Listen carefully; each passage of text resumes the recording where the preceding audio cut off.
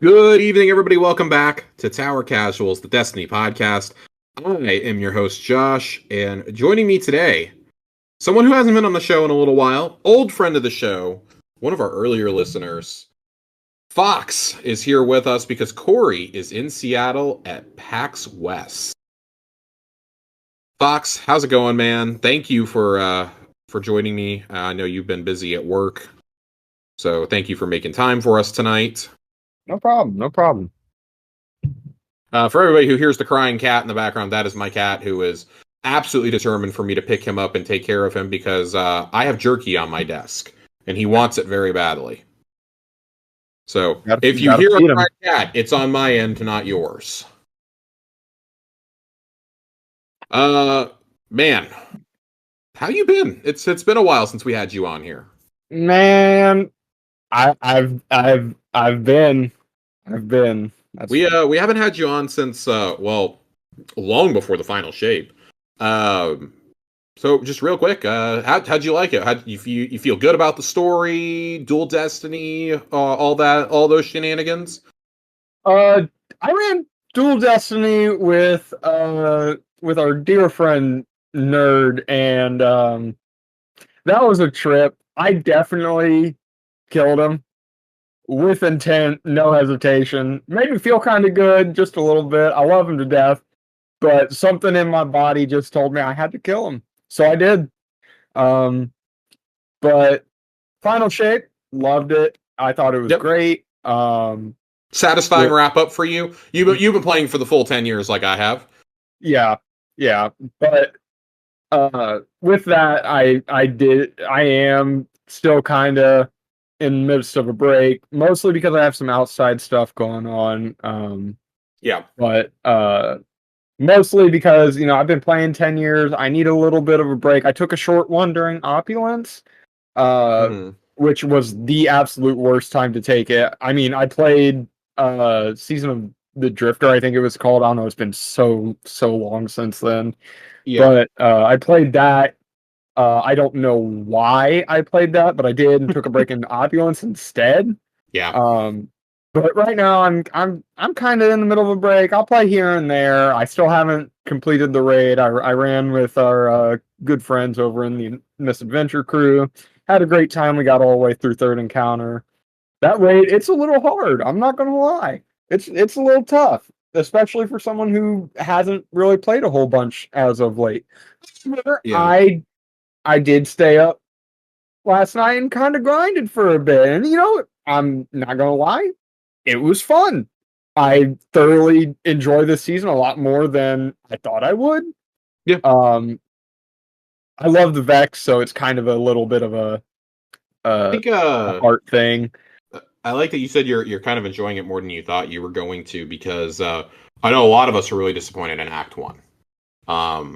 I fell into that category of I really liked the event on Nessus.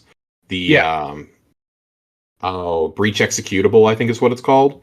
I really like that activity, mainly because it showers you in loot. It's the whole purpose of the game. Oh my god, yes, dude. You get showered in it. I remember talking about it like week 2 of the season, and I had almost every weapon crafted already because it was just so many red borders. And it's it's a match-made expert mode also, which is really nice. There's no darkness zones or anything like that. You can just kind of fly through it. We both kind of talked. We didn't like Enigma Protocol as much. That's it's basically Presage, or not Presage. Oh god, what was it called? Expunge. Expunge is the word I'm looking for. It literally uses the exact same maze as Expunge in a couple of areas. Which I love Expunge. I think that's a cool I love all of Season Splicer stuff, but I don't know. It just doesn't feel right in this. Like, I get that the Vex have their little thing going on. So hear me out. I kind of feel the same way, but I like that it has its own set of challenges, and I like that for me is a good way to reuse these seasonal things that we see they put so much effort into making. It's a cool way to reuse those arenas and those maps, I think. I really like that because it's very similar. It's basically the Quoria mission all over again. That's essentially what it is with a sparrow racing part now. I like that, but I'm kind of the same way. Okay. The battlegrounds are cool until you've done them about 15 times. Feel the same way about Yeah, them as I do other battlegrounds. I like that they stitch together to tell a story. yeah. Especially I think that final battleground is going to be just chef's kiss as a GM. Oh yeah. I like Oh yeah. that clear Pyramidian influences there. Hmm. Um, but that kind of leads me to what we're going to talk about tonight with Act 3. We got the first of the exotic missions this week.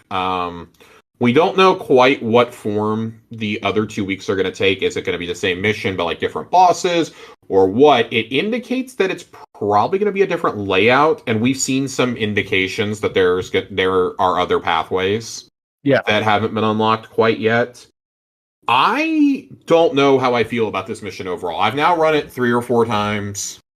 I ran it twice on day one with Joe and our buddy Eric, and then once with Joe Aces and A1 Johnny, and then you and I ran it last night. Yeah. I have done it on Expert.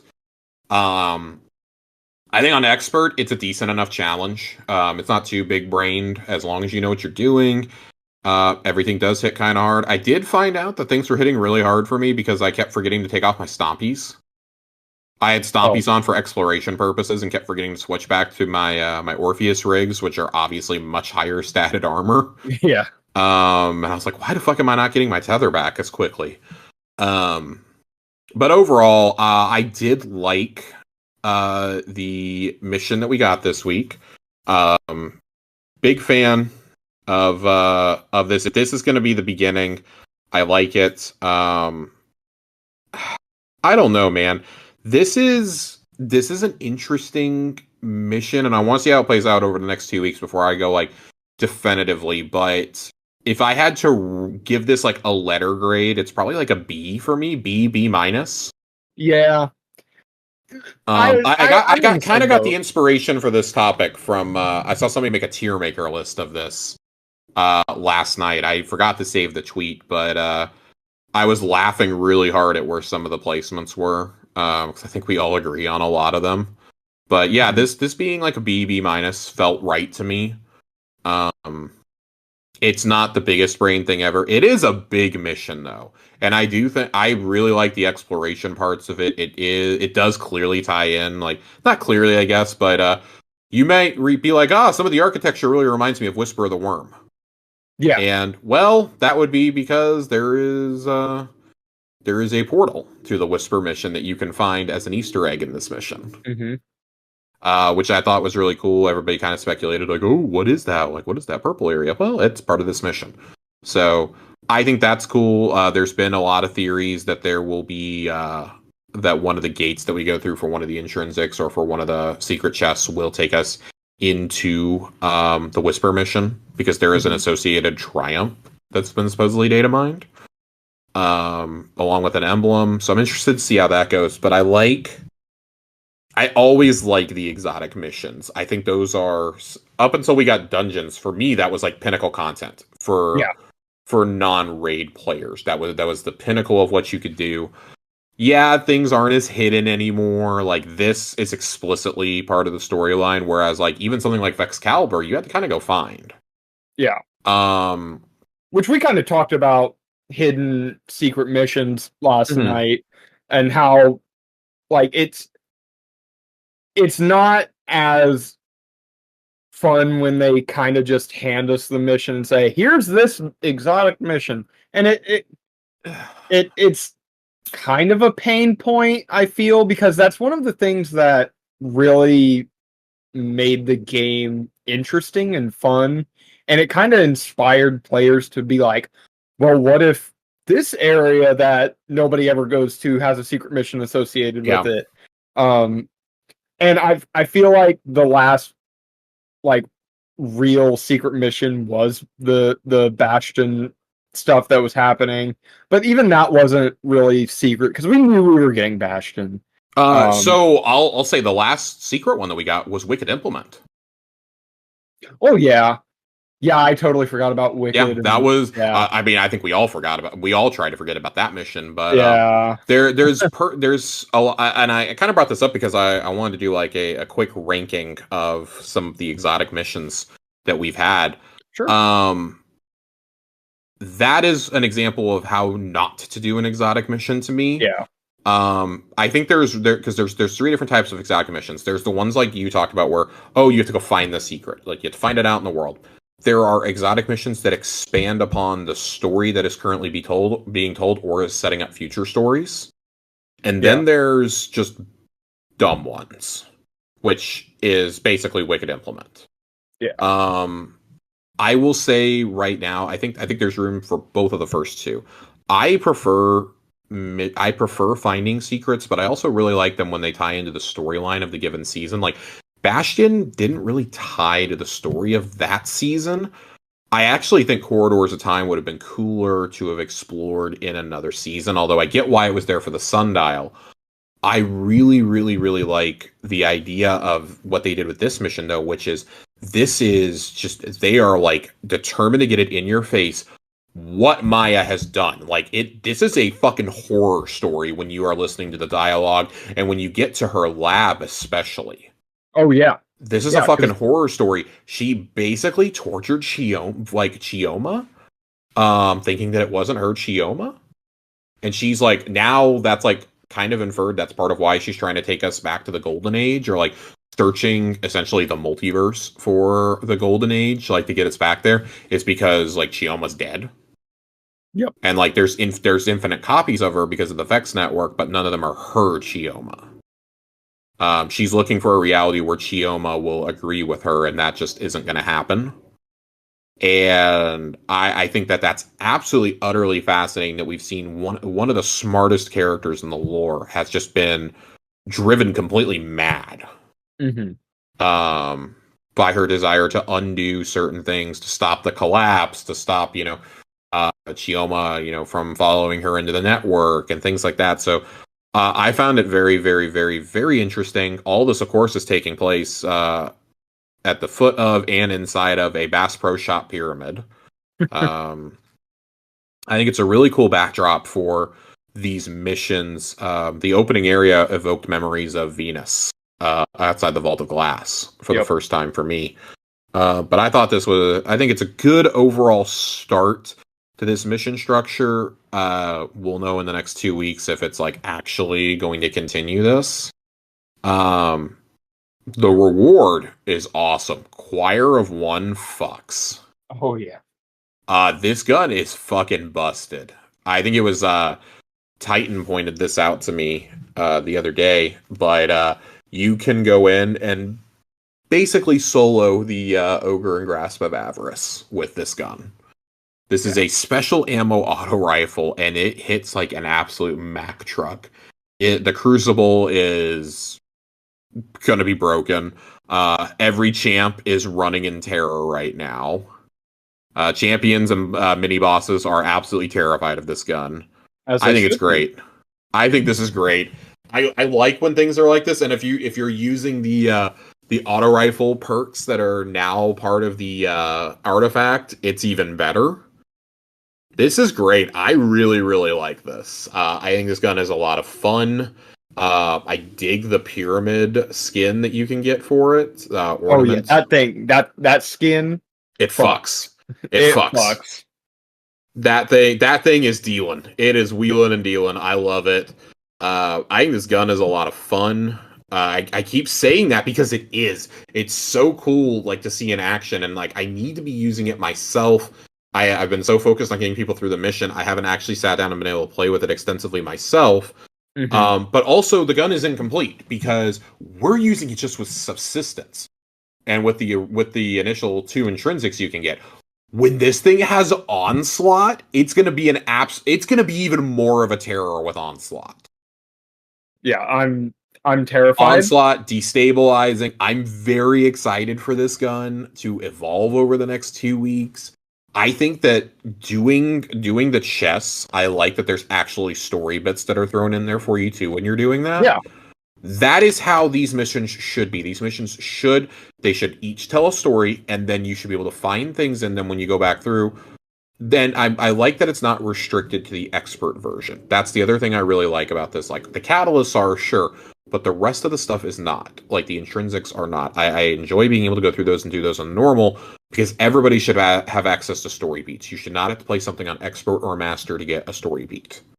I firmly believe that. And that's kind of what drove me away from some of these exotic missions, was the fact that it forced you into doing the harder difficulties of them. That's why I got the guns, and then I just didn't progress them to get the variations and the catalysts and such, because I didn't want to, because I felt like it was forcing me into harder content, which I'm not opposed to harder content. I've done the day ones, I've done the GMs. I want there to be a purpose for the harder content. Yeah. I feel like it should be more rewarding than, hey, here's just a different perk. I do like that when you do they seem to have learned with the expert or master versions of these. When you complete them on master, you're getting another actual perk for the gun. I like that idea.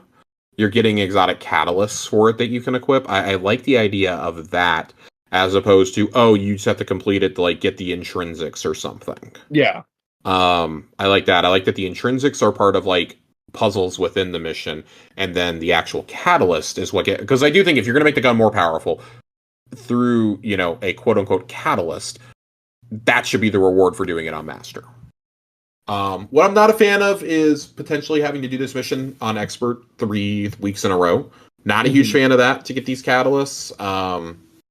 It'd be really cool if they like all stacked up, but of course, why would you come out and say they're all going to be stacked up, right? People would just wait 2 weeks. Yeah. But I think it's a good start. When we talk exotic missions overall, I feel like there's an elite pantheon for secret missions, and for me, there's four exotic missions that are in that pantheon, and it's the Whisper, it's Outbreak Perfected, it's Presage, which was Dead Man's Tale, and it's Dual Destiny. Mm-hmm. Those are the 4 pinnacles for me, I think. Yeah. I hesitate to say that I don't consider Still Hunt an exotic quest. I want to be very clear. The hunt for me, I'd say that's more of a story. That is, yeah. So if the criteria is it has to be an actual exotic mission. If it is something that is presented as like the epilogue to a campaign, such as Salvation's Grasp, Deathbringer, Xenophage, whatever the one at the end of Lightfall was, I always forget the name of that LMG, and then Still Hunt, I don't consider those to be it, because those, for me, those are the epilogues to their stories, respectfully. Yeah. So I'm not counting those. If I don't count those 4 are my S tier. Those are my S tier missions. Mm-hmm. When I think A tier, I actually don't know if I have anything in A tier, because those are separated so much. When I get to B tier, I would probably make the case that Operation Avalon, which is the Vexcalibur mission, I would make the argument that's probably in the A tier for me. Yeah. If I was going to put anything in there. B tier, I think this mission fits in B pretty easily. Like, oh, okay, it's a solid mission. It's nothing remarkable, but it's not like openly hostile towards me either. Yeah. But that's subject to change. We still do have 2 weeks. Well, and that's why I'm ranking this one now, because I actually would consider them to be their own missions if they progress the way that I think they're going to. Yeah. God, I'm trying to think what other exotic missions have we had? Well, we already know where Wicked Implement is going. That's Wicked Implement. The Whetstone is obviously in our tier. It's like tier. I'm not ever gonna put anything in tier F. I don't think it's definitely D tier for me though. Yeah, it's 100% D tier. It's bad. I guess A tier. I would put Seraph Shield up there. Yep. I think Seraph Shield is an awesome mission. Yeah, I would. Yeah, that's a solid A. That's a solid A for me. At the same time, kind of falls into the epilogue. I don't. So here's the reason I don't say epilogue. It was a seasonal exotic mission. It's not part of an actual expansion. All the other ones were part of expansions. That's why. Yeah, I could see the argument for it, but I also think it could fall into the epilogue. It's eye of the beholder thing. It's an eye of the beholder thing. I'm putting it up there.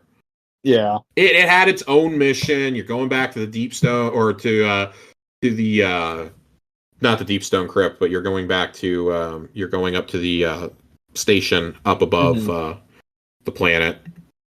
So I think that I've got that A tier for me.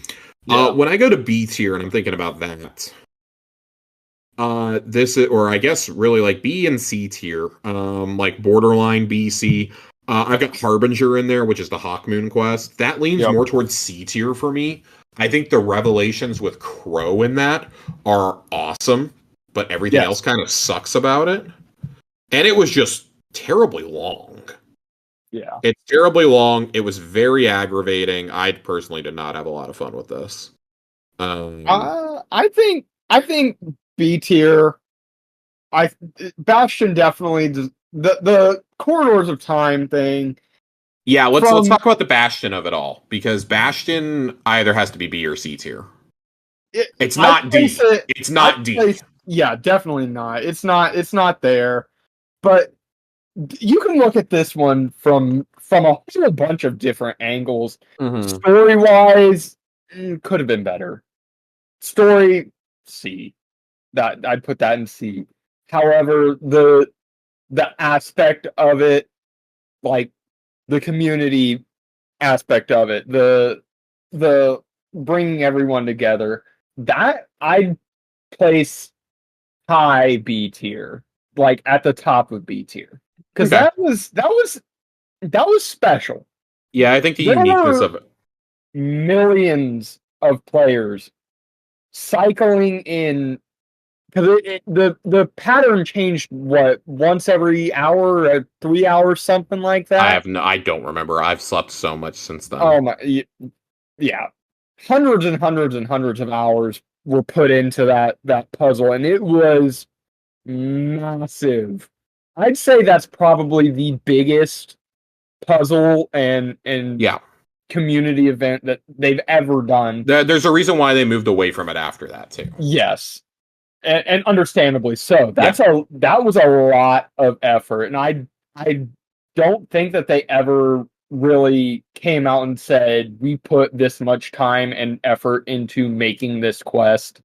But I'd like to know, because that's humongous. And there were so many different cycles and changes that they made into solving the puzzle. So I think from that aspect of it, it definitely deserves to be the top of B tier. Yeah, I would agree with you. I've got two that fit pretty snugly into C tier. Two that are in C tier for me are the Vox Obscura, which was the Dead Messenger one, where we went back to I was not a fan of that one. D1 Mars. I want to be clear, I don't mind the mission. I'm absolutely traumatized from it on Legend. Oh, for sure. That is that and the timer, absolutely ludicrous. Ludicrous. The other C tier one that I would put is Starcrossed from Season of the Wish. For the Wishkeeper bow. I think it was cool to go back to the Black Garden. I think the mission was unnecessarily long, and really just like once you've done it once, it was like, oh, okay, cool. Like I like the cutscene we got at the end was the best part of it. Yeah. That's the absolute best part of it. Getting the story about Tyrannus was really good. I just, as an overall like structured mission, I don't like it at all. I think that the other Return to the Black Garden that we had earlier in the year for Deterministic Chaos was significantly better, in my opinion, where you go back to the Garden of Salvation raid and basically work your way backwards. Yeah. I really, really, really liked that mission. The revelations we got from that about the Vex and about, the D1 Black Heart that we fought, significantly better. But again, that's an epilogue quest versus a seasonal quest. I also think it's just really hard to get people to care about the Ahamkara after so long, unless you're like super into the lore, which I mean, like, obviously, I am, but it's like, oh, this feels like kind of late. Like we're trying to build up to going into the fucking Traveler, and here we are talking about a dragon love story. Which, don't get me wrong, absolutely a moving story. The actual mission itself did not move me. No. And then we've got our D tier, and this is pretty obvious. This is Whetstone, which is Wicked Implement, and I'm gonna bring up one that I think everybody's forgotten, and that is the Bad Juju mission.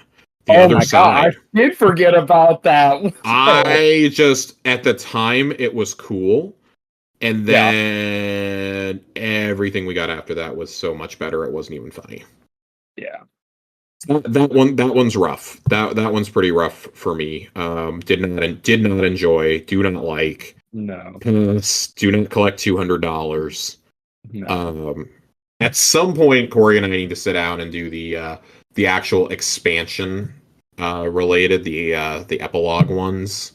Mm-hmm. But yeah, that's kind of how I would rank them. I can't go through and just rank them like 1 through 15 or whatever. We'd be here half the night debating that. Well, I think there is another gun that I'm thinking of. Maybe 2 if you count Ruinous Effigy, but I don't think I'd count that. Another hidden one that I don't count Ruinous Effigy. I'm sure you forgot about. You might not count this, but I'd say I count it as a secret. Was Izanagi's Burden. I think so. I debated about including Izanagi's on that here. would fall under a hidden quest because that was a good one. That was good. So here's the thing: if you had been required, and I know that somebody had to complete it in order for this to happen. Yeah. But if everybody had been required to complete Niobe Labs, I think I would have this ranked differently. Mm-hmm. The sole fact that most of the community could not do Niobe Labs is what kept me from putting it on this list. I think that's in a separate discussion tier of its own. That is what happens when you make things too secret and too complicated, in my opinion. Yeah. And that's also, again, talk about things that Bungie has tried to stay away from. A lot of things they did that year, they have not gone back to. Yeah. So Niobe Labs, for those who haven't been around as long or have joined the game afterwards, Niobe Labs took, I believe it was 82 hours for the first completion. 82 hours, which is just asinine. Yeah, however, they had to auto complete everybody's progress on the quest. However, as someone who has completed Niobe Labs, it was very, very, very difficult. It is among the hardest pieces of content I've ever had to do in this game. Ever. I loved it, but it was rough. Like, one minor mistake when you're not like just doing the puzzle aspect of it, which in its own right was hard. Right. The combat in that was hard. I'd compare that level of difficulty to something of a dungeon. It was just so ridiculously hard. I agree. But 82 hours is a bit much, and I'm glad they haven't gone back to something like that. No. Thank God, because the only reward you got from it was an emblem and a ghost. Yeah, it was a status symbol more than anything. Yeah. Yeah, so I would say that's probably pretty close to being like the definitive list for exotic missions. At least from, us. I think everybody will debate, but I think those top 4 are pretty inarguably like. Yeah. I think the only one you could make the argument to be in there that isn't in that group, you could make the argument for Seraph Shield, I think. Yeah. When you consider that was so damn good. Oh, it's so damn good. And again, we talk about reusing assets. It's a great way to reuse assets. And I mean, story consequences are really good out of it too. The weapon is good. Again, it gave a point to going and doing and that was a unique one. Like, it didn't have extra catalyst or it had extra intrinsics, and they've learned from that, right? We're no longer completing missions on hard to get intrinsics. We're completing them to get catalysts now, right? Yeah. And I think that's probably how it should be. I think that definitely this new mission shows that they have started to understand that a little bit more. Like, hey, people's time is pretty valuable, but hey, if we're going to make this giant mission, let's make a couple variations of it, or maybe extend it a little bit each week, or give you new pathways each week to go through to continue telling our story and give you new loot in the process. So I like Yeah. it. I'm here for it. I'm excited to Oh, see how they expand upon it in the next two I episodes. am too, because Maya Especially and Shioma's story is great. especially episode 3 when we go back to the Dreadnought. I Uh, cannot wait to see what the hell they put in there. yeah, I'm obviously interested about the Dreadnought. I'm actually super invested in going back to the Tangled Shore next episode in Oh Revenant. yeah. Oh yeah. They had to tell me was potion crafting is there, and we're comparing Fickrell's Keep to a vampire castle. Let's fucking go. They Yeah. made that announcement as I was finishing up playing the D&D campaign, The Curse of Strahd. So I'm like super in on vampires right now and killing them. Fickrell keeps coming back from the dead. Let's kill this fucker once and for Yeah. all. Oh yeah. Give me a crossbow sidearm that shoots like stakes at him. I don't know. Yeah. Let me make sure he's down for good. But yeah, I think overall much stronger start to this act than Acts 1 and 2 for sure. And that's coming from someone who liked the first two battlegrounds in Act 1. Yeah. Or Act 2, excuse me. I think it's a stronger start. I don't know if I like the weapons better yet. It's really hard to beat the Aberrant Action sidearm right Oh now. my god, yeah. That gun Oh, fucks. that SMG, or not SMG, LMG, that thing, if you get a good roll on it, I'm telling It's essentially the solar equivalent of Song of Ear Ute. you. Yep. So Yep. it is really interesting. I'm curious to see how Heel Clip is going to perform on a gun like that. Oh yeah. Because I think that's like reload perks. Johnny was bringing up a good point. Reload perks on LMGs are usually like a no go. But I think if you have something, if you're running the Hunter with the dodge reload, or you have the what's the exotic that lets you do it? Is that Dragon's Shadow or is that Six Coyotes? Uh, That's one of those. Six Coyote, I believe, is It reloads one of those reloads your gun whenever you dodge, and I know that whichever one that is, there is a perk on the exotic class items you can get on the Hunter that when you activate your dodge, you reload automatically, I without having to believe have that actually that one selected is as your dodge. So I think that now the thing is though, I guess I'm stopping myself mid thought because traditionally reload perks like heal clip don't work when you use your dodge. yeah. I'm curious to see how this would work though. In the olden days of unlimited magazines behind barricades, this would have been king. Oh yeah. Oh But yeah. I am curious to see how this performs. I'm obviously super stoked to the trace rifle. I've only gotten one roll on it. I got feeding frenzy destabilizing. I did have a little bit of fun with it when I tried it, but I haven't extensively tested these three weapons enough to really be able to talk about them just yet. Next week though. Next week we're talking those weapons. Oh yeah. Um all right, any other thoughts on the exotic mission? I kind of thought it was like a dumbed down version of the Deepstone crit mechanic. But in a cool way, Yeah, I like yeah. that we activate our own portals. I thought that was really cool. Uh, there's a lot of niche little cool things in there. Hit me with a couple. Lore wise, gameplay wise. Um, the when you get into Maya's lab is really, really where I picked up interest in that, which that's very late into the mission. Um, it's just it's so interesting to see all of that stuff. That's stuff that we've never seen before. There were giant exo heads that were had wires and tubes coming out of the eyeballs. That's crazy. And then the little like spider eye things. I want to know more about that. Like the horror aspect of Maya Sunderesh. That's what's gotten me. Yeah. Yeah. It's man.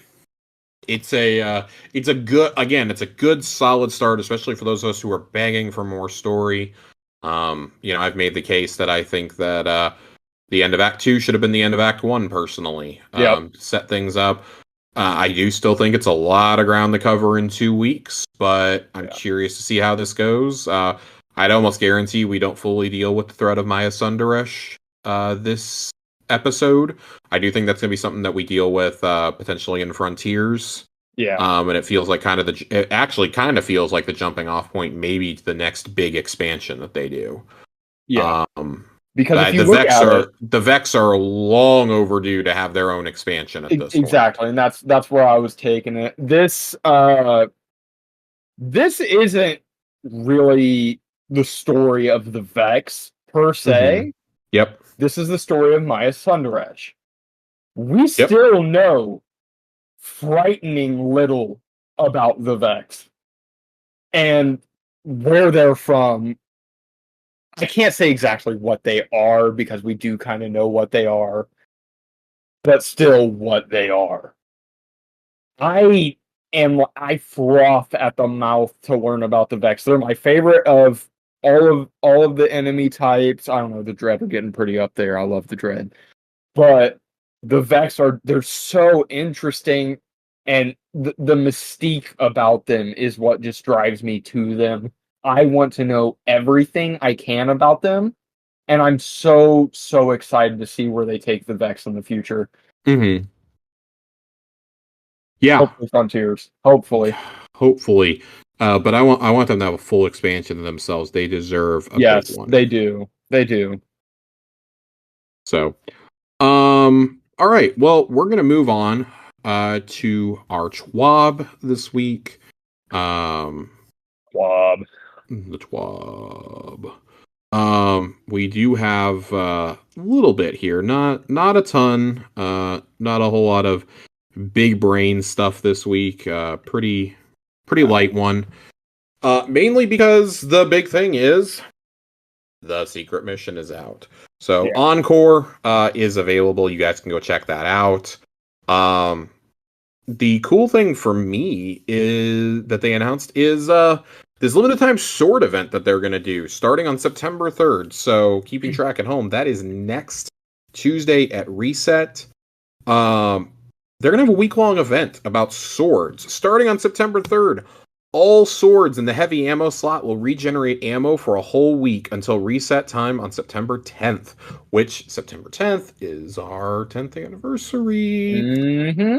We want you to have some extra fun while wielding a blade, but not so much that it trivializes raids or competitive game modes.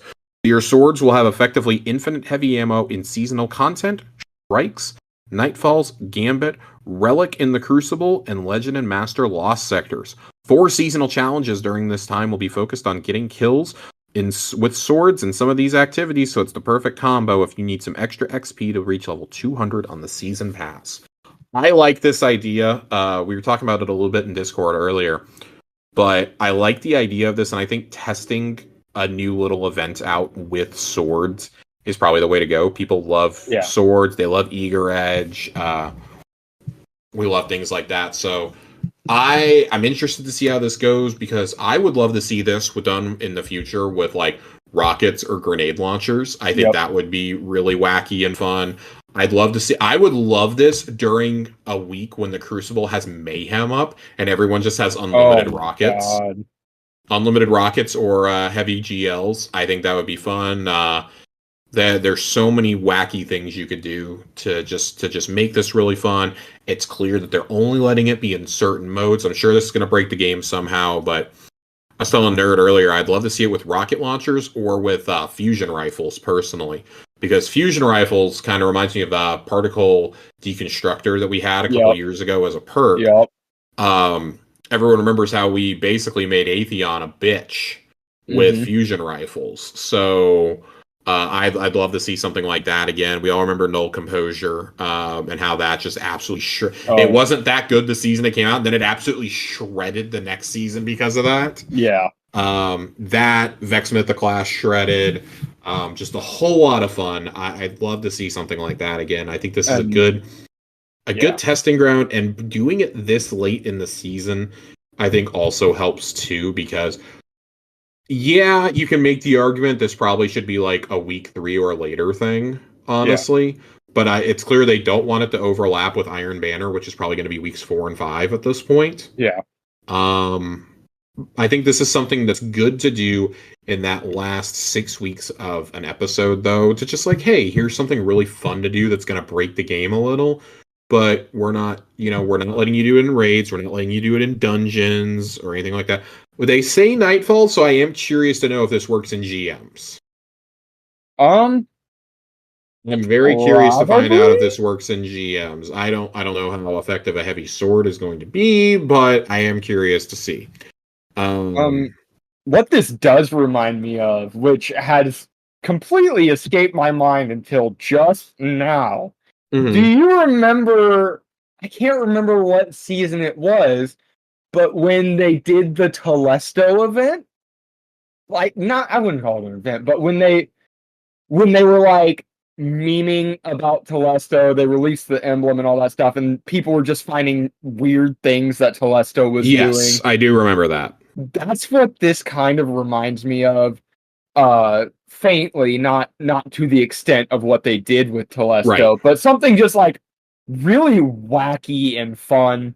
And this kind of is reminiscent of it. So I'm excited to see if they do come back to something like this with other weapons and such, to see what they can do and how they can break the game.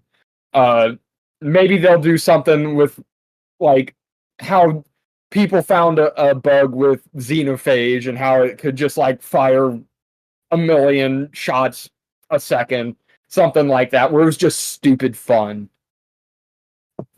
Yeah, I think that it's important to have things like that in a game like this so that you're shaking it up a little bit and like, oh, okay, we're gonna go have fun for a week or two. Just Yeah, like I appreciated that they didn't nerf Still Hunt immediately. They yeah, took a little bit, and even that, like, even though they nerfed it, they still gave you those perks in the artifact. So really the nerf isn't taking effect until like at least as badly until episode 2 comes out. And by then you've had what, like 4 or 5 months with it at full power? yeah, Like I think that's totally okay. I think that's totally acceptable, Whereas like some of these subclass kits, Hunter, need to be nerfed really badly. yeah. Um Which I So I think this is fine. This isn't. If you're upset about this, just go do something else. Go do Yeah, something else. The adults are talking. yeah. We This want we is want to have fun. fun.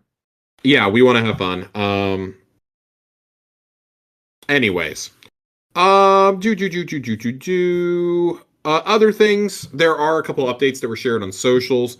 That again, we've had some discussion about in Discord, but I think one of these changes is really, really good, and one of these is really, really bad. So I always like to deliver bad news first. Mhm. I think the private match rewards are fucking stupid. Oh my god. I said it in Discord and I'll say it now. This is a choice. It's one of the choices of all time. Yeah. I think it's fucking stupid. Before anybody comments, I do understand this has been a thing since the final shape came out, and then they removed it. Now they're putting it back in. I think this is really silly.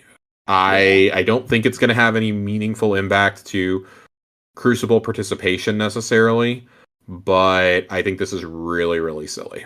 Yeah. And that's kind of Um, what I touched on in Discord, was like I made a comment. I said, next thing you know, we're gonna be able to get a shit ton of XP from it. And I hope mhm. that that's not the route it goes down. But this is definitely a choice, and a bad one at that. Yeah, it's a choice. I'm not a big fan. Um, it will give you a chance to earn legendary weapons, armor, and post-game catalyst rewards.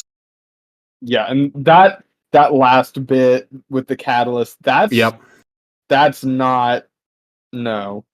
Because then you can just load in, get a few kills, whatever, mess around with your friends, who cares? Yep. And then just keep repeating it until you have every catalyst you want.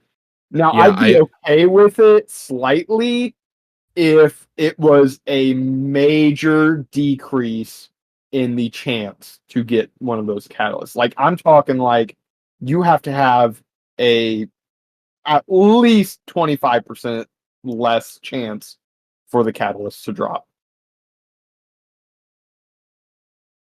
Yeah, I don't like the idea of catalysts dropping from there. Personally, I think it's a very slippery slope. Yeah. But also I understand the people who primarily play PvP in this game are going, what the fuck? Yeah. Because their argument has been for a while whenever, most of the player base complains about having to go play PvP for certain rewards. They're like, well, we have to go play PvE and we don't want to do that to get most of our stuff, so why shouldn't you guys have to come engage with PvP? Mm-hmm. And I think this is that argument, but worse, obviously. Again, it's a choice. I don't like the choice. I have nothing against you playing private matches with your friends. I do think that, especially for those who already don't like playing Crucible, this just incentivizes, oh, boot up a private match, go in, and just like, after one kill, you're done. Yeah. Like, set the parameters to be like that. There's going to have to be some minimum parameters here that you're going to have to do. I don't think and I mean, people are going to go load in and just like go AFK, with certain things. And I just, again, I think this is a really poor decision. Yeah. That I don't quite understand why this is being made. I think it was fine when people found out it was a glitch and they were using it, but I mean, it's going to be with them changing the Pathfinder system, which we're about to get to in a minute. You presumably can progress your entire Pathfinder for Crucible in there. Yeah. In a private match, which, again, I think you should be able to progress objectives like that, because I do think it's like, oh, get 5 grenade kills without dying in the Crucible. What the fuck, man? Like, that's just not going to happen. But you can go and painstakingly sit through that in a private match and do it. I understand this from one perspective, and one perspective only. It's them trying to cater to the not just the casuals, but the hyper casuals, the people who are only on maybe once or twice a week, which understandable. I get that you I get it. Want to broaden your view here and tend to them, but I don't think that this is the way to do it. Yeah, I don't think this is the way to do it either. I think there's way better ways that you could do this. So it's kind of a pick your poison. I just don't know why they picked this particular poison. Yeah. It's one of the few things that just completely baffles me. Yeah. Something I like, though, is Pathfinder is going to be updated. On October 8th. There are going to be Pathfinders for each ritual activity. So Vanguard Strikes, Crucible, and Gambit are each going to have their own Pathfinder system. There will be, if you look closely at the preview image they have, it's for Gambit, there are still objectives that can be completed in any mode, which I find interesting. But I also really like that at the same time. That makes it, I think, a little bit easier on some of these. Like, oh, you can go do those in strikes or something. I like this being split up because, man, I was getting to the end and I was tired of getting like multiple, like, oh, get 10 jolted kills or get 10 scorch kills, or oh, go play Gambit, and then jolt targets in Gambit. And it's just like, oh my god, like, please stop. This is not fun. This is not enjoyable. Whereas, like, I thought that the Pale Heart one was executed perfectly. Yeah, I reset my Pale Heart one so many times. Even in one day, you can reset that a ton. I am on reset 22. Yeah, because you have to have 25 for the title, and I've got a handful of things left to do. I'm getting the fucking title. This is the last like expansion title I think I'm going to chase, but I'm getting it. I want to be done with it. It's Pathfinder is a good idea in principle, but I do see people being like, "Well, now really, what was the point of getting rid of bounties?" You know, and I think Pathfinder is better because we're not going back to the tower every 5 minutes for bounties. I don't have to go back after every single Crucible match because I need to go pick up bounties from Shaxx. Like, no, the fuck you don't. Stay in orbit, or break off on your own and go get them while the rest of us go play. Yeah. Like, next, let me reset Iron Banner from there. Yeah. I would like to see something like Pathfinder introduced to raids and dungeons, perhaps, but not like specific raids and dungeons. Yeah, like just make an overall raid dungeon Pathfinder. I feel like that could work. Yeah. Now the rewards for that could be a little iffy. That's where that gray area is. Yeah, I think that would tend to your more higher end players. Yeah, I don't like it personally. I think the only other thing I would want to see it added to is maybe a seasonal one for the current active season. That would be it. Yeah, because I do think gone are the days of season passes, in my opinion. I think they're done. I mean, I don't think Destiny's ever had a true traditional season pass either, because we've always gotten content with the drops. Yeah. So. Overall, I don't think it's too bad. I enjoy it. I think this is going to be a nice change. I actually really like doing Pathfinders. I like picking up bounties and doing them. I like changing my style of play up, just like sometimes it's really annoying. Like the 10 jolted or 10 suppressed kills. That can be really aggravating at times. Yeah. I just don't play Gambit, so I I mean, we were getting it for Gambit, Crucible, Strikes, and obviously it's a little bit easier to pull that off in Strikes, but... Yeah, if a Gambit one's blocking me from finishing it, I'm sorry, but I'm guess I ain't getting this done. Yeah. I play Gambit approximately like once or twice a season, and it's after all the challenges are out, so I can just do them all at once. Yeah. For anyone going to PAX that's listening to this, I don't know if there is anybody listening to this, but there is going to be a PAX Guardians meetup happening on Saturday, August 31st, from 3:30 to 5 in Community Room 1 at the Convention Center where they're doing PAX. Level 4, room 435, if you're listening to that. I think Corey might be there. You might get to see the elusive Corey in person. Mm-hmm. But I'm not sure if he has an appointment during that or not. And I think that's going to do it for us for the TWAB. I do want to shout out the movie of the week this week because I ranted and raved about this last week. I was very upset on Twitter that this was not movie of the week. Somebody has gone through, and I looked up the person who did this. They were talking about it last week. They're like, I can't believe I spent 3 months making this video, and it did not win movie of the week. Guess what? That happens to people all the time. I thought this was really cool, though, because I really like anime. I really like Season 1 of Jujutsu Kaisen. They remade the whole Season 1 intro of JJK with Destiny. Yeah. And I thought that was really cool.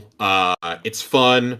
It's not like, obviously, like, okay, it's, it's whatever. But it's a cool intro. I personally would have preferred if we did intro 2, but... Oh, yeah. I'm sure we'll see an intro 2.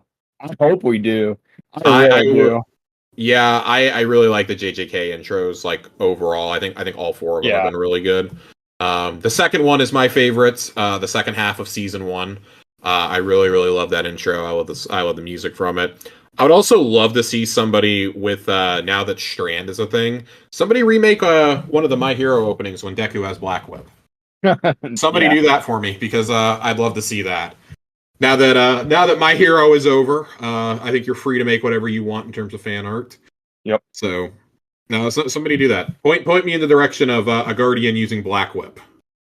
Yeah, that'd be so tough. Ooh, it would be beautiful. Something else in the TWAB that I think hit me. Actually really, really cool and super dope The Maui wildfires. You guys Oh, yep. I remember completely last skipped over year? this. Yeah. You guys remember last year there were some absolutely tragic fires in Maui. Uh, let's see. The $412,000 Yeah, raised. that's insane. Insane, insane, insane. The overall total direct relief thing for the entire all of the campaigns that helped Maui, 26 tons of medical aid and over $3 million in financial support to local organizations. That's wild. And 412,000 of that came from the Guardians for Maui campaign, and Yeah. that's crazy. That is so beyond insane. Yeah. Whatever our critiques of Bungie as a company might be, or our critiques of like the community, Bungie's communities have always shown up. Like this goes all the way back to Hurricane Katrina, Yeah. which was the very first one I remember, Fight the Flood. Yep. And that was the first ever charity shirt they did. They did one for the wildfires in Australia also, a couple of years back. But I mean, they do fundraising all year long. Like we're always seeing stuff for the Bungie Foundation for direct relief. Yep. Bungie is one of those studios that has always done that, regardless of all the problems that are there. Regardless, and we got to touch on another problem here in a minute. Regardless of everything that happens there, like with studio politics, with layoffs, everything else, like Yeah. the people who are there genuinely, like for the most part, want to do just incredible things like this. And I think like when the community comes together and embraces it, that's even better. Like it would be Yeah. one thing for the studio to be doing it. The fact that the players for 20 years now, for almost 20 years, next year is the 20th anniversary of the Fight the Flood campaign, if I have my years correct. 20 straight years of Bungie fans turning up and helping. Yeah. Just absolutely incredible to watch. Yeah. Just I I'm very picky and choosy with what charities I donate to, but Yep. The Bungie charities, I will always 100% back all of them every single time.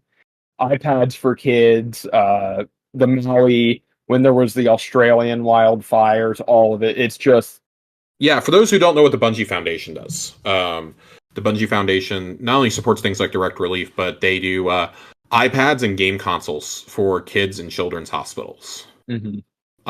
Which is, I think a very cool thing to do. Yeah. I really love seeing stuff like that. They've done stuff through Make-A-Wish also, which is very cool. Not a lot of studios engage with things like that.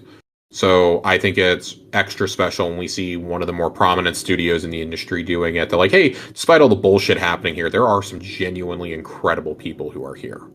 Yeah. Like Fox said, I'm pretty picky with who I give my money to. Direct Relief is one of the very few that I actually will donate to. Yep. They're pretty public about where the money goes. Them and the Bungie Foundation are both pretty open about it. So I feel comfortable donating to those. Another one I do a lot of donating to is St. Jude's. I do a lot with Twitch when that goes on. Y'all know my boy Ray. He works at Twitch and does a lot of the St. Jude fundraisers with them every year. So I always make sure I'm turning up for that. Other than that, it's got to be like local organizations. I have a really big problem with donating to anything like nationwide. Beyond those two, and I do like World Central Kitchen a lot. I think they do a lot of really great work in war-torn areas. They are really, really heavily involved in the horrible human rights abuses going on over in Gaza right now, and in Palestine. They are on the ground there. A couple of their members actually died in airstrikes. It was earlier this year or late last year. But World Central shows up to a lot of disaster areas and humanitarian crises. If there's a hurricane or if there's an earthquake or something, they're usually boots on the ground within like 24 hours. Some genuinely incredible people over there. I'm not saying you gotta donate to any cause, but if you ever have the means to, those are some very worthy organizations that are open about where your money is going. I have a problem with donating if I don't know where it is. That's why I really like getting involved in community organizations. I live in the DFW area. I donate to some inner city missions funds that I know go on helping to shelter the homeless and feed them. Specifically, there's a program that goes on in Arlington that I like to be a part of at Christmas time that allows parents of children who, families that do not have any sort of money at all to come in, and instead of just being given gifts to give their kids, they are allowed to come in, and it is set up like they are actually shopping for their kids. I really love being a part of that at Christmas time. I've gone over there for several years and helped do that. It's one of the more emotional things that I've been a part of. It is you don't understand the hard times that some people are going through until you actually see them face to face, and it really changes your perspective when you interact with people like that. So I say all that to say I'm really glad that Direct Relief and the Bungie Foundation can make change like this. It doesn't have to be something as big as a wildfire. It can be something as simple as we're helping somebody get a meal. So I always say give within your means, but if you have the capacity to, there's nothing more rewarding in life, I think, than giving to those less fortunate than you. Yeah. So yeah, just crazy amount of money given to these people. Yeah, from and people usually think of gamers as self-entitled and self-entitled, self-righteous, cheap, things like that. So it's really nice to see the community of a game like Destiny show up. A notoriously whining community online show up for this is really, really cool. Unfortunately, we have another thing at Bungie we have to talk about, though. I kind of debated if we were going to talk about this tonight or if I was going to wait for Corey to come back. I feel like enough has come out over the last 24 hours to bring it up. It's not exact. It's Destiny adjacent because it is part of the deal at Bungie. And I didn't lead off with it because it's more Marathon than Bungie, but yesterday morning, a story came out from Bloomberg and Jason Schreier about Chris Barrett, who, if that name is familiar to you, Chris Barrett was the director of Marathon up until about March, and nobody understood why he suddenly wasn't listed as that anymore, like in his bio. And we had the news that the former game director of Valorant had stepped in to lead the game, which was kind of crazy. Joe Ziegler came in actually last summer. I'm being corrected, reading Jason's piece. He came in last summer to take over Marathon, and then Chris Barrett got fired after an investigation at the company, which was a pretty long investigation, a months-long one. I'm going to pull up the actual article from Bloomberg because I want to make sure that I'm not mincing words or accidentally nonchalantly blowing past some of these details.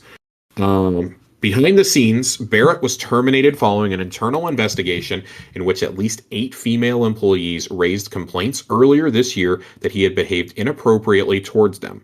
According to these 8 people, including multiple women who reported Barrett, as well as other Bungie employees who were either involved in the investigation or spoke to the women involved.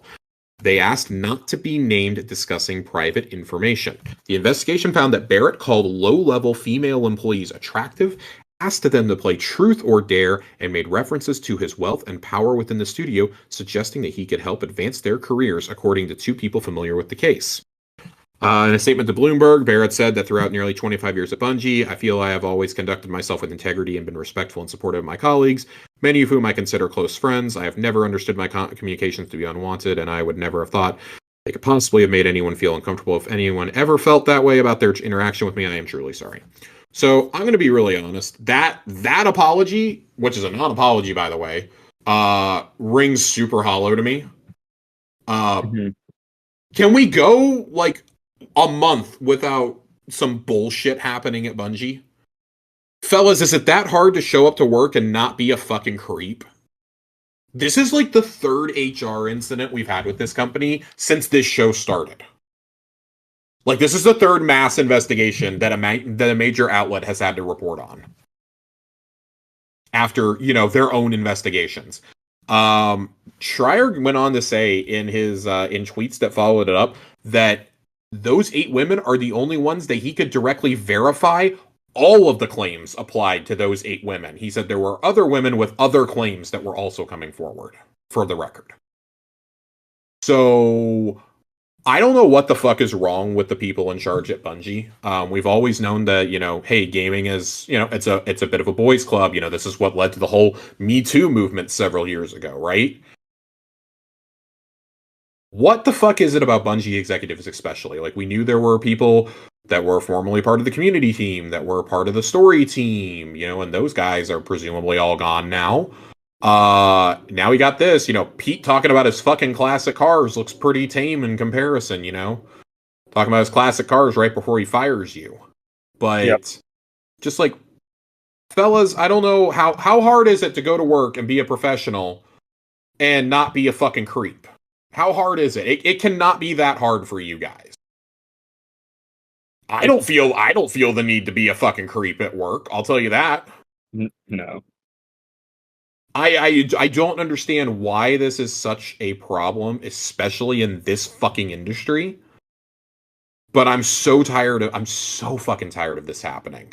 And it's like, it's from people that, like, have made some of your favorite shit ever. The collective outrage I saw from current and former Bungie employees was like, yeah, we kind of knew and couldn't say anything, essentially.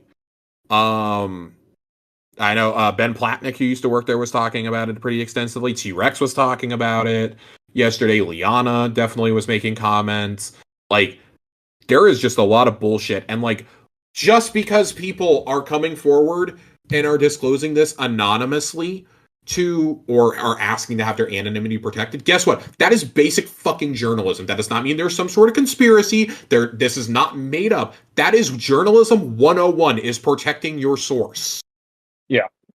Okay? From retaliation, from nut jobs on the internet, because I think we've all seen how, like, things like the cancellation of the Acolyte has played out for some of the actors involved, or how, being a woman or being black in games media can sometimes turn out, or, being a game voice or a game developer. Like, people love to point fingers at minorities right now, like DEI and all that shit. Like, yeah, this is to protect people from backlash. This is to protect people from, the witch hunters and the YouTubers, essentially, from going after them directly and ruining their lives and or careers.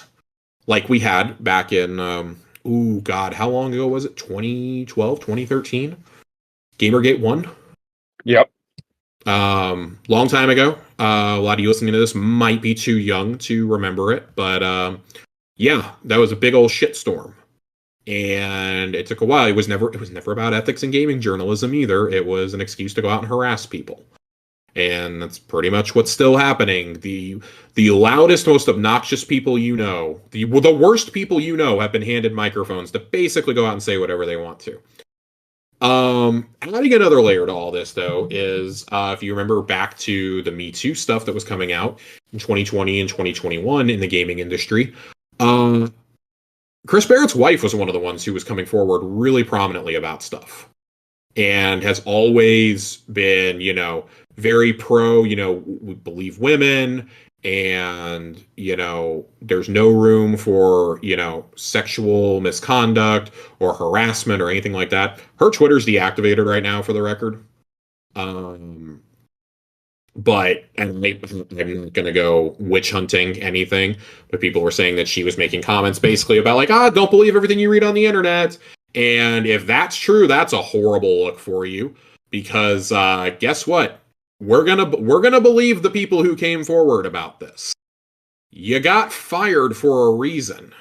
He didn't get fired for nothing, and it took 6 months for this to come out, mind you. It took 6 months for this story to actually come out. Like, it's coming out because of all the other bullshit now, I'm sure. But people like Liana, who have left the company, have been like, oh, stuff's going to be coming out for years, by the way. for years about this company. Like, and that's a damn shame. Like, we should be talking about games. We should talk about games. We shouldn't have to, like, every week be like, man, guess what? Another fucking asshole basically couldn't keep his hands to himself or keep his, thoughts to himself in the workplace and went and harassed multiple women. Yeah. And if you're listening to this and going like, I don't really see what the problem is, you're part of the problem at that point. Absolutely. Because like we're gonna take it seriously when if somebody tells you that you are making them uncomfortable or you are making unwanted advances, you have an obligation, man, woman, who whatever, to stop what you are doing. You have an obligation to stop that. If a person is, it doesn't matter if you think that they shouldn't be uncomfortable. If the person is uncomfortable with your advances or what you are saying, how you are talking, how you're behaving, you have an obligation as a human being to fucking stop. And that's just all there is to it. You have an obligation, a moral obligation, and a human obligation to fucking stop. Yeah. And the worst part about it is, it obviously people in the workplace want to move up in the business. Yep. But you can't use your power to be like, hey, if you do this, I'll get you this position or something like that. That's called coercion. Okay. Exactly. It's called coercion. It's called like forced coercion, really. Yeah. Like, well, if you do this for me, then, and especially when it seems to be, in a very, in a sexually suggestive manner, then like, what the fuck, man? Like, what is wrong with you? What the fuck is wrong with you? So that's all I have to say on it. I'm not going to make this a big, long, drawn-out thing tonight. This is just, it's ridiculous that we have to have yet another story like this coming out of this company. Again. Because this is ridiculous. It's absolutely ludicrous that this is still having to be a conversation. Yeah. So, I don't know. Yeah, I assume we don't have any other comments to make on Chris Barrett getting fired. No. Okay, good. Good. We're moving on. We're moving on. I needed to get that off my chest. Yeah. It's sad. It really It's fucking sad. It's sad. It's ridiculous. Also of note, the Marathon Vidoc from last spring has been pulled down. Yeah. It's no longer up. And that's probably because Chris is in it pretty prominently. Yeah. So take that however you will. That just adds to, we've had other reports coming out today that, yeah, this game's in fucking trouble. Like, this is just the latest incident to make us all believe that this is in trouble. So, oh boy. All right. Also, like, there's some certain bad faith actors who are like really trying to profit from this. Please don't give them a platform or the time of day. If you know the situation from a few years ago, you know exactly who I'm talking about. Yeah. And we're not even gonna talk about them. We're not even gonna talk about them here because it's not worth it. It's not worth it. But they are, of course, immediately using this to try and vindicate a as Paul Tess said, and they are using this to vindicate and prop up another creep. So, oh boy. We have one question tonight. Yep. I gotta get to the question. I think there's two. Well, I gotta get the questions. Yeah, it's just one. It is just one, and you know what? That is all right with me. One question. There's two. Well, I mean, to be fair, one of those questions we answered just during the discussion because it was about the exotic mission. Yeah. Ghibli Panda writes in and asks, do you think we will hear anything at all about the 10th anniversary? I'm gonna be honest, you've only got one more week to potentially drop something, and that would be next Thursday. At this point, I think it should be a foregone conclusion that there is a live stream happening on the 10th. Yeah. I'm just gonna say it. Supposedly, there are people who are at GCX swearing that Damage told them that they are nailing a date down and we are getting news very, very soon. That is, of course, hearsay. I don't know. I've told Corey to ambush him on the show floor if he sees him at PAX and ask him when we're getting news, but I wouldn't count on it. I expect we'll get a video Tuesday and then an in-depth look at on the 12 on Thursday. That's my So my whole rationale for why I think they're doing it on the 10th. I think the 10th allows them to tease the end, that is the last week of the story. Yeah. That is the actual 10th anniversary of Destiny, is that week.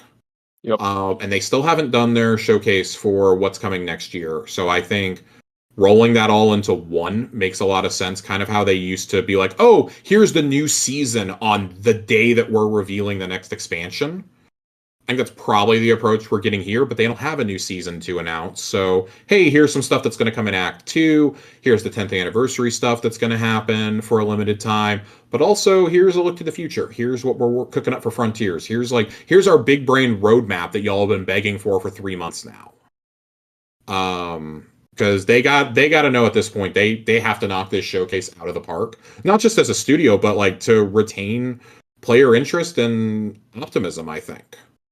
I think they're at a pretty critical juncture here, because much more than I saw last fall, with this latest round of horrible news out of Bungie at the end of July, we have seen way more people be vocal about, yeah, I'm starting to think that Final Shape is a pretty good hopping off point for me. Not happy with the current season or anything like that. They're gonna have to do something, and they're gonna have to reassure. They're like, hey, yeah, all this has happened, but the people who are here are still, and trust me, the people who are there are still very passionate about making this game. But they got to convince you that this game is still worth playing and that they're not dumping all their resources into Marathon. Yeah. Which is kind of what it sounds like is happening. Yeah, and I've said it before. These next 2 seasons, they got to keep my interest. They got to hit. And Frontiers has to blow me away. I'm obviously I'm going to continue to play. Maybe not at the rate I used to prior to my break, but I'll play them. But for me to keep interest past that, these have to really knock my socks off. I'm trying and somewhat am still optimistic about it, but amidst all the terrible, god awful things going on with Bungie and Sony right now, they gotta blow me out of the water. Yep, they have to. They have to, for a multitude of reasons at this point. So, yeah. But if anyone can do it, it's Bungie. They've done it before. They'll hopefully do it again. Hopefully so. I'm hoping that they've got that Bungie magic in them. A little bit more. So, again, like I've been saying to Joe and John for most of this season, regardless of how things shake out over the next few months or year or two, I'm insanely satisfied with how the Light and Dark saga did wrap up. Everything else is kind of like just extra for me. It's like I'm going back for round 2 at the buffet at this point. I'm pretty I'm pretty happy. Like, I have spent 10 years playing this game. I've been really open about how burned out I have felt at times. Specifically, Season of the Wish really, really wore down on me.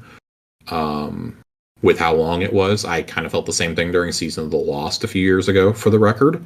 To the point where I almost didn't play the 30th anniversary right away.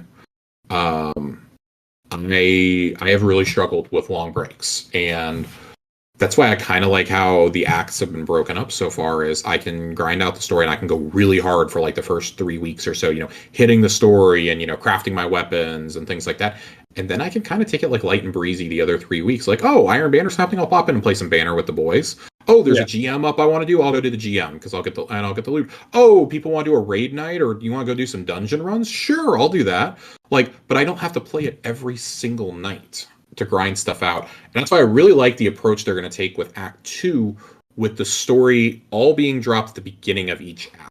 I like that. That's helping us structure the show a bit better. We did bring this up last week, that we are thinking about shifting the show to being every other week, starting with the October slate of shows. It does. Corey and I are going to finalize it up when he gets back from PAX, but y'all were really supportive of that idea for the most part. I don't think I personally haven't been told any dissenting opinion yet, unless I've just missed an angry email somewhere. But I do think that it's pretty necessary. I think it's necessary. That helps keep us fresh too. It helps keep us fresh, and it's going to give me to play during during those slower periods too, because we got a show to do. We got a show to do. We got content to make. But seeing the stretch we went through during Wish has made me determined never to get back to a place like that ever again. Where we go that long of a content drought. I don't want that to happen. I don't want us. I felt like and I explained this in the Discord, I felt like I in particular was getting really cynical about the game. I was in a really bad place. I was getting really negative, like a lot of streamers and content creators were, and I don't want to be that person. When I boot at this game, I want to be reminded of all the fun times I've had. I want to be reminded of the awesome community that this game has, and not just, oh my god, it's a fucking slog. It's like a second job for me to log in and play this week or something. So as long as we never go back to Riven's wishes, I think we're good. I think we're good as long as we never go back to that. Like, in the future, if you've got to do a long season, I don't think any of us are going to be mad. Just have content planned. Into the Light was awesome, but I really wish we would have gotten Into the Light at and I know it probably wasn't possible. I wish we could have gotten that at the beginning of March, because then your boy would have taken another mini break. But that and Pantheon were awesome additions, and I've been playing pretty consistently since Into the Light came out. That was beginning of April. Since the beginning of April, I played pretty consistently up until about 2 weeks ago, probably, and then I was like, okay, I'm gonna actually take my first break of more than a few days since the final shape came out, and just do other things. This game had a lot of content in it with Into the Light, with Final Shape, even Echoes. I was really enjoying those seasonal activities, like I said, And I like the science quests. I think that stuff is fun. That is busy work, but it grows the world of the game for me. So yeah, it's not just fetch quests. I love building little museums. I fucking love it, dude. Yeah. So I do like their current structure. I think comparatively to, let's say, Witch Queen, those seasons were good, but that's when community sentiment around seasonal content was just absolutely horrible. And they came because out, that's about the time that it started petering out. Yeah, that's when the quality came out. Haunted, the quality dipped. They said, "Look, we see that you guys don't like this. It's going to take a bit for us to get a change implemented. Just give us time, and we'll deliver on our promise." And they're starting to show signs of doing that, and I'm really grateful for it. It's set up amazing.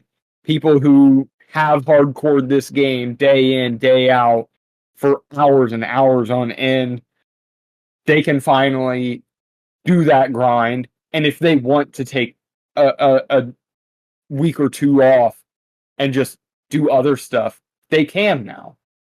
And I think it's great. I think they're moving in a very positive direction with it. I agree. I think it's going to take until we get into Act 2 to see how good the changes are. But I think also things have been added into the back end, like Pathfinder, have been a big change too, and have really helped kind of influence how I feel about it. I don't think Failsafe isn't as grindy of a challenge as the other ones have been. I think I was telling you last night, I've reset her 6 or 7 times without even thinking about it. Yeah, it hasn't been a grind for me at all. The loot is abundant. I don't feel like I'm having to scrape to get some of my weapons crafted, even like I was a season or two ago. I feel like it's been there. I'm really enjoying it. The activities haven't been a slog outside of Enigma Protocol. That's just kind of whatever. I need to do it one more time to finish the triumphs for it. But I think overall it's in a pretty good place. I know we deviated pretty heavily from the question, but just to line up why we don't think the 10th anniversary stuff is going to get talked about. Bungie really likes to shadow drop shit. And I think that's going to happen here. That's like the ultimate, like, oh, the community might get hyped again because we're finally giving out the legend title and this and that, like, Yeah. which, by the way, that is a thing. I may have just spoiled that for like everybody who listens to the show, even though I don't talk about leaked content. That was data mined like 3 weeks ago. So if you haven't found that out, I'm really sorry that I just ruined it for you. But there is a file, a pop-up file that was in the API that got plastered absolutely everywhere because I've seen it about 1.5 million times now. Yeah. Showing what the title is and what the armor sets are, and I can only hope there's more to go in the 10th anniversary celebration than what we've seen because we'll talk about it when it's officially in the game. But Yeah. we're gonna shift into lore corner real quick. We're gonna do a quick lore corner and then we're gonna get on out of here. It has been a long day. Oh my god, I closed out my tab with the lore on it. Give me just a second. Alright, it should come as no surprise to anybody. We're gonna read Choir of One today. The Vex Goblin waded into the Lake of Radiolaria with the same unerring purpose to which it approached all things, as directed, as designed. Its own mass of Radiolaria crawled and coiled through its body like worms through the thick soil of Nessus. Its mind was elsewhere, the great roots of thought buried deep into it and every other Vex enslaved beneath it. The soft shimmer of white enveloped the Vex up to its knee joint. Then a hand reached out to it. The Vex felt a press against its cranium, a thumbprint, an activation code. Biometric data. The Radiolaria inside it lit up with activity and noise, burning through its metal body. Then, disarticulated, it trembled and fell apart. Limbs unjoined, chassis cracked and curled. A gobble of Radiolaria disseminating throughout the lake, reclaimed. But something called it to rise. Then, rejoined. Its pieces slotted together and moved flawlessly. It rose steadily, balanced, formed with utter perfection. The Radiolaria slid from its body in droplets that separated, reformed, each one a mind, each one a thought. The Vex felt the soft split of its own mind as that thought sharpened in its cranium. A burst of light, a soft spark. A choice. It looked to its creator and bowed. This is pretty obviously Maya Sunderesh, obviously. Fucking around here. I like this because this kind of like graphically describes it's in a Radiolaria lake, but this is pretty obviously describing some of the experiments she was carrying out in the lab that we find in the Encore mission. And I think it's so interesting to get inside the mind of a Vex Goblin here, that like, and it kind of shows why it reinforces the idea of why Maya was able to reach out to Saint 14 and kind of command him to follow her, because the Exos are created with Vex Radiolaria, with the Vex fluid, and we don't exist. I say we. I play an Exo in game. Exos don't exist without the perfect harmony of the darkness and of Radiolaria. So I think that's utterly fascinating that she's able to reach out and she's splitting its mind into these multiple copies. It's almost like the goblin is seeing multiple realities or experiencing multiple realities all within its own mind. Like it's been awakened to something greater. When it says that it's taken apart and reformed, I liken that to the comparison between a normal Vex Goblin and like the ones you see walking around with like the tentacles coming out of them now on Nessus or in the seasonal activities. So I think that's utterly fascinating, and clearly it's the power of the Echo. When it's talking, when it talks about the bright light, the burst of light, the sharp spark. I'm interpreting that to be the Echo that Maya now possesses. So. Kind of fascinating. This is going to tie into some of the Maya lore books that we're getting in this recent story missions and probably beyond, talking about what exactly is she doing to copies of Chioma that she finds. What are these experiments that she was carrying out in that lab? And that's going to be something that we unpack over the next couple of weeks. It is one of the greatest horror stories in Destiny, I think, right now. We've had some horrifying stuff, and a lot of it is Clovis Bray related. Well, it turns out there's another person associated with well, with Bray, but really with the Ishtar Collective, that did some really bad shit. And her name's Maya Sunderesh. Never forget that Lakshmi is really the exo copy of Maya. So the Endless Night also kind of her fault. Letting the Vex in. What would you do if it was discovered in a roundabout way that, like, with her fucking with like realities and with this echo, what if she indirectly creates the Vex? Would that be like too big brain? Be too big brain for a seasonal thing? This is what it kind of leads me to believe that, and almost find it to be near 100% true, is the last two lines of this lore. A choice, it looked to its creator and bowed. Mm-hmm. The Vex don't make choices. Nope. They do not. They're part of the collective. Choosing to listen to its creator. That is so just... It's so telling. This is big brain shit. It's big brain shit. That Bungie has every opportunity right now with just these two lines in a lore piece on an exotic weapon, to make the origin of the Vex more clear. I mean, also, I think you have to take into account the name of the gun, the Choir of One. Yeah. And Maya calls herself the Conductor. Mm-hmm. So, interesting. Kind of food to chew on. But we've got some more lore we're gonna have to dig into. I debated about doing another lore book, but the lore book entries are really, really, really long. Yeah. So we're gonna dive into one of those next week when Corey's back with us.